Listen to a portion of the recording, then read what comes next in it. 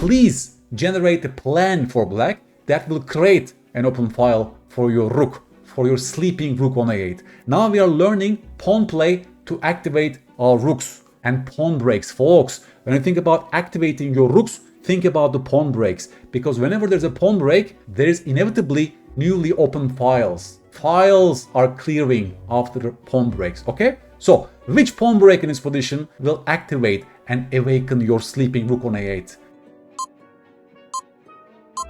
You are a great player if you found the move b5, folks. The art of awakening pieces. Look at the strength of this pawn break on b5. You play b5 for the sole purpose of activating your rook. Your king is already cutting off, stopping all these invasion squares from the rook. But you say, I'm creating my play on the queen side after b5. If you take my pawn, thank you so much. Your rook became an amazing piece without even moving. Look at this. Now you have a complete winning advantage as black. And that's what happens also in those levels. People blindly exchange pawns and they will activate your pieces, right? Chess crime 101. b5 also has a second point. If you play any move, then I am getting ready for the clearing of the b file. You can also just take on c4 first and then of course play rook b8. Look at your rook.